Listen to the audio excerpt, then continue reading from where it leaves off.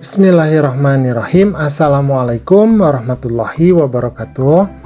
Pada kesempatan kali ini kita akan belajar di kelas 3, tema yang ketiga, subtema yang kedua, pembelajaran yang kedua. Nah, tetapi sebelumnya, bagi kamu yang belum subscribe, silahkan subscribe dulu, pencet tombol like, kemudian share channel Guru Kelas 3, agar channel ini dapat terus berkembang dan memberikan manfaat bagi kita semua. Oke ya, nah sekarang kita akan lanjutkan. Nah, coba diperhatikan di sini ya. Di sini ibu guru membawa 2 buah bola.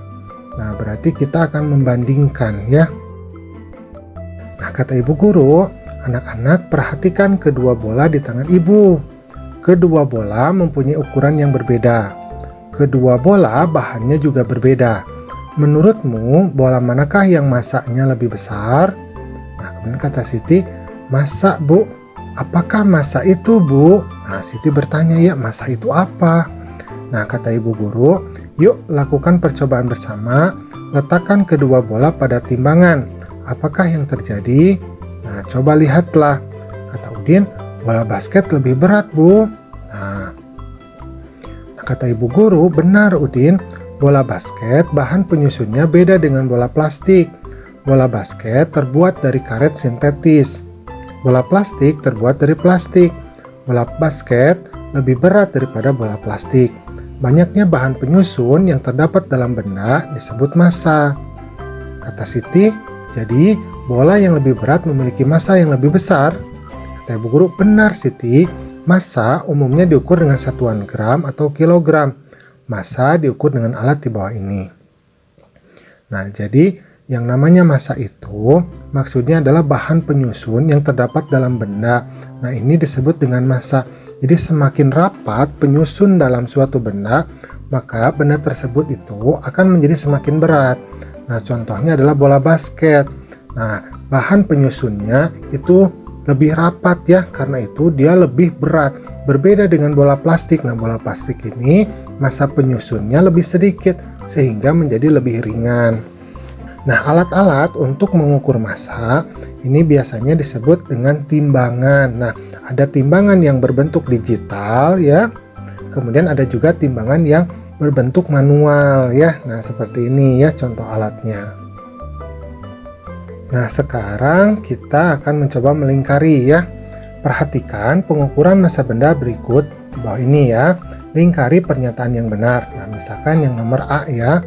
Balok Y, nah Y ini kan yang merah ya, mempunyai massa yang lebih besar dari balok H. Nah, ini lebih besar atau lebih kecil?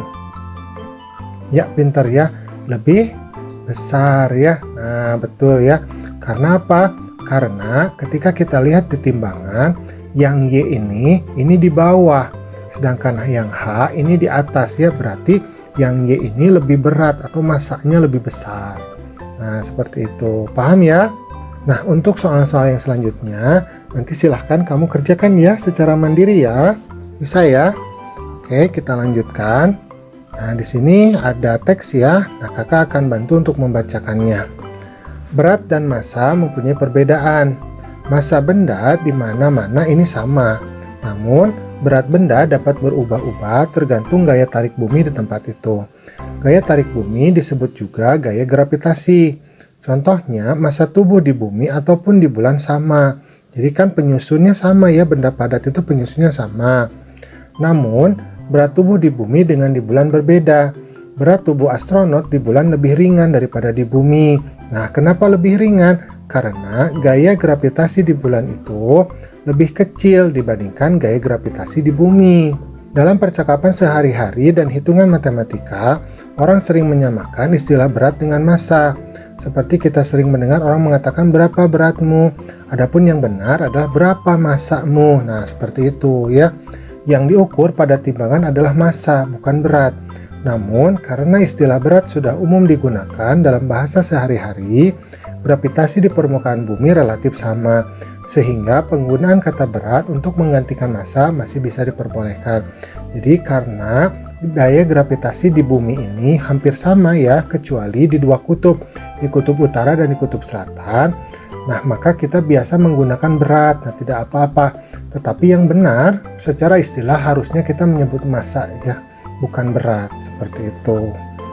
Paham ya? Oke, sekarang kita akan lanjutkan. Selain massa, benda mempunyai volume. Apakah volume benda itu? Nah, semua benda ini menempati ruang. Ukuran ruang yang ditempati oleh suatu benda ini disebut dengan volume. Benda yang kecil menempati ruang yang lebih kecil dibandingkan benda yang besar. Hal ini berarti benda yang kecil memiliki volume yang kecil, benda yang besar memiliki volume yang besar. Nah, contohnya seperti ini ya. Di sini ada dua akuarium ya.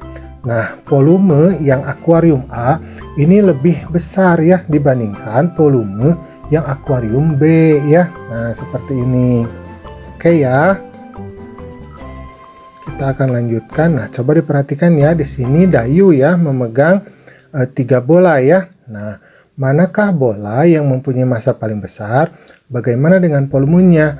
Manakah bola yang mempunyai volume paling besar? Nah, berarti jawabannya adalah massa dan volume yang paling besar adalah bola basket. Karena terbuat dari bahan dasar karet dan ukurannya lebih besar dibandingkan bola lainnya. Nah, seperti itu ya. Nah, kenapa bola basket ini lebih berat? Karena bahan penyusunnya adalah karet sintesis ya. Nah, kemudian dari sisi ukuran, bola basket ini lebih besar dibandingkan bola-bola yang lainnya. Karena itu volumenya menjadi lebih besar dibandingkan bola yang lainnya. Oke, paham ya? Kita lanjutkan. Nah, coba diperhatikan di sini ya. Nah, di sini Udin ya sedang bermain bola basket. Nah, kemudian terjatuh. Nah, Beni dengan Edo ini berusaha membantu Udin. Nah, baik sekali ya Beni dan Edo ya.